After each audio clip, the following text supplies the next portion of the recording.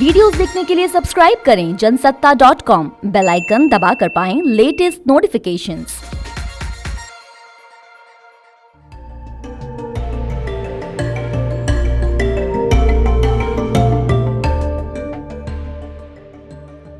नमस्कार, जनसत्ता में आपका स्वागत है। पेट्रोल और डीजल की कीमतें एक बार फिर आसमान पर हैं। पेट्रोल की कीमत 2 साल के उच्चतम स्तर पर है।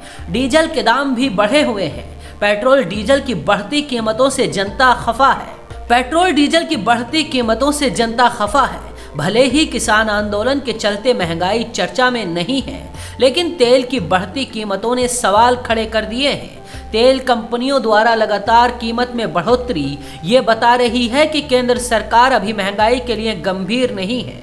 तभी तो लगातार छठे दिन पेट्रोल और डीजल की कीमतों में बढ़ोतरी हुई और इसके बावजूद कोई महंगाई के खिलाफ आवाज उठती नहीं दिखाई दी। दिल्ली में सितंबर 2018 में पेट्रोल डीजल की कीमतें इसी ऊंचाई पर थी। तेल कंपनियों ने 20 नवंबर से तेल की कीमतों में दैनिक संशोधन शुरू किया। तब से पिछले 16 दिनों में ही पेट्रोल की कीमत ₹2.37 प्रति लीटर और डीजल की कीमत ₹3.12 प्रति लीटर बढ़ी है। आज के दौर में सरकार के लिए पेट्रोल और डीजल के दाम बढ़ाना मजबूरी माना जाता है। पेट्रोल डीजल से मिलने वाले राजस्व से सरकार को बल मिलता है। सरकार के लिए नया टैक्स लगाना आसान नहीं है, इसमें अलोकप्रियता का खतरा होता है। इसीलिए सरकार को पेट्रोल डीजल के जरिए कमाई ज्यादा मुफीद लगती है। जैसे जैसे पेट्रोल डीजल के दाम बढ़ते हैं, वैसे वैसे सरकार की कमाई भी बढ़ती है। किसानों और उत्पादकों को बल देने के लिए भी महंगाई को जरूरी बताया जाता है। अंतर्राष्ट्रीय स्तर पर कच्चे तेल की कीमतें बढ़ने की वजह से तेल कंपनियों को मूल्यों में बढ़ोतरी करनी पड़ी। ऐसे में बड़ा सवाल है कि कीमत को कहां तक बढ़ने दिया जाएगा।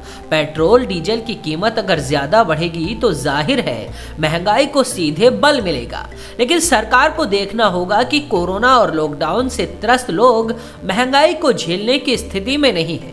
जब भी तेल की कीमत बढ़ती है तो पेट्रोल और डीजल को जीएसटी के तहत लाने की बात कही जाती है, क्योंकि पेट्रोल और डीजल को जीएसटी के तहत लाया जाता है तो इससे इनकी कीमतों में कुछ राज्यों में कमी आ जाएगी। लेकिन पेट्रोल और डीजल से न सिर्फ केंद्र को बल्कि राज्यों को भी राजस्व के तौर पर एक बड़ी राशि मिलती है। ये बड़ी रकम इन पर लगाई जाने वाले वैट से आती है।